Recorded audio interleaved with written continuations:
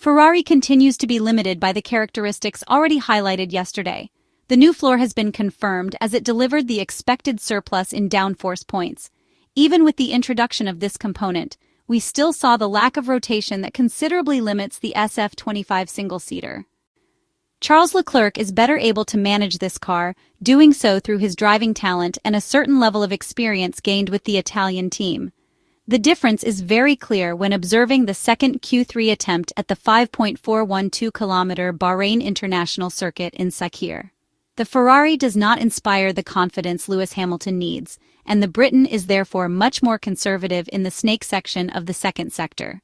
Charles Leclerc lifts off less and seeks more mid-corner speed, but the rear doesn't hold. Precisely at the moment of peak load, the SF25 was often seen losing the rear for brief instants. The drivers are thus forced to open up the steering to try and neutralize the oversteer. The same was happening in FP3. For this reason, our analysis leads us to believe that the car is still forced to run slightly higher ride heights than desired.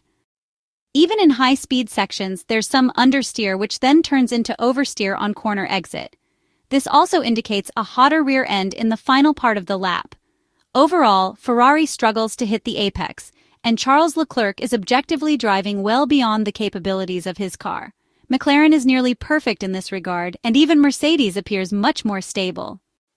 However, the Monegasque has confirmed that he has taken a direction that convinces him after recent race weekends where they used extreme setups to try and cover all areas of the track. Of course, there's still a big gap to McLaren, so the situation can't yet be said to have improved. Still, we had anticipated that Bahrain could offer more opportunities to the Maranello team. It was already clear in the early races and confirmed in the approach to this weekend at the Sakhir circuit. The MCL39 single-seater is the best at managing the tires. On a rear-limited circuit like this one, it is crucial to optimize the thermal management of the tires. Yesterday, we provided precise information about what was happening with the Ferrari SF25. In contrast, the two McLaren drivers managed to reach the final sector with the rears less overheated. Tire performance is directly linked to its temperature. We are talking about roughly 4–5 degrees Celsius less on the rear tires at turn 11, a concrete advantage which stems from the amount of energy applied to the tire. Typically, the MCL39 puts in a lower amount of energy, which is why we believed it could perform well. This trait is shared with the Mercedes W16, which heats the tires much less than last year. While in the 2024 Formula One season they performed well on cooler tracks, this year they have worked hard to curb overheating in every way, especially superficial overheating. On the contrary, it is Red Bull that is struggling with high temperatures, which they feared coming into Bahrain. The Chinese and Japanese Grand Prix with milder temperatures helped manage tire heat throughout the lap. There was a lot of general instability, and thus little usable grip on the RB21.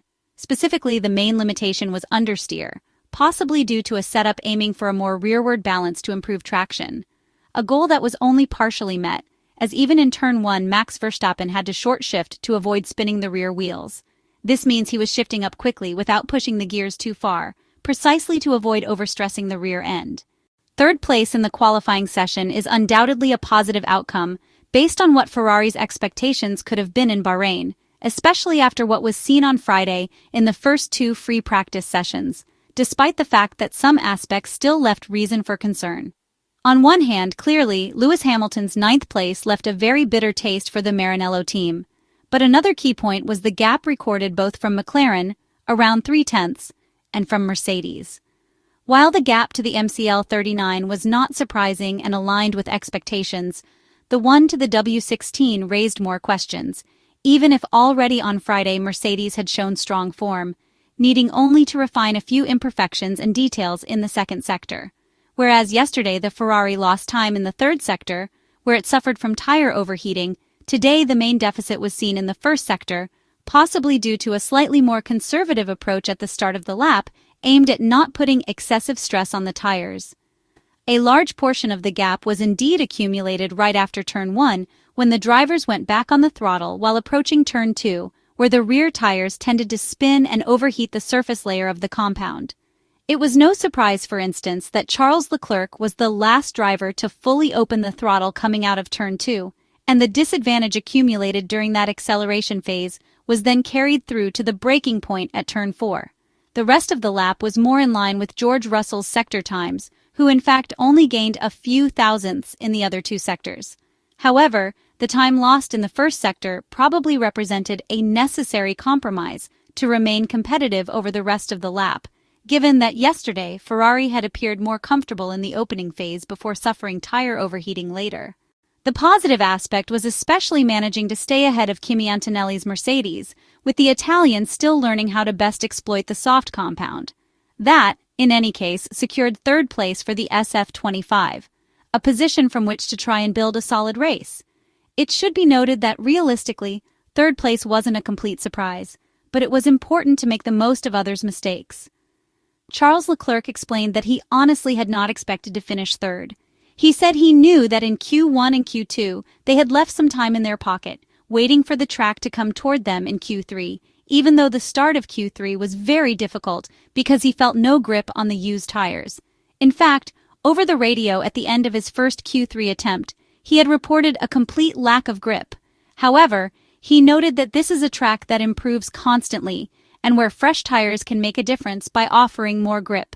He said that once he put on the new tires, things went much better. The Monegasque was happy, though he hadn't expected it. He believed the result came from the fact that they had explored extreme setups during the previous weekend, and it seemed he had managed to find his way a bit. Step by step, he hoped to extract more performance from the car in the coming weekends. Charles Leclerc also underlined the importance of the new updates, which, although only representing a small step compared to the overall lack of downforce in the car, still gave their contribution. He hoped they might make a bigger difference next week in Jeddah, a track filled with medium to high speed corners and, above all, a very smooth surface where the car can be run lower. The Ferrari man explained that the Maranello team had pushed to bring the updates to Bahrain. He didn't think this was the best track to exploit them, but it was always a positive thing. These were small improvements, not a huge step forward. For Charles Leclerc, it is his best qualifying performance of the 2025 Formula One season, having managed to get the most out of his SF25 all the way from the start of Q1 to the end of Q3. Tomorrow, although it will not be easy, his target is to finish on the podium. The Monegasque driver hoped that next week might bring a more significant step, but said that if today they were in third place, especially considering how small the gaps were behind, it meant the updates were working. Lewis Hamilton had a less smooth time of it in Q3, but there is more to come from the car, so he can aim to move up the order on Sunday. The British driver will need to be aggressive off the line to try and make up some places and not get stuck behind slower cars. Overtaking is possible here, and the 57-lap, 308.238-kilometer race should be very entertaining.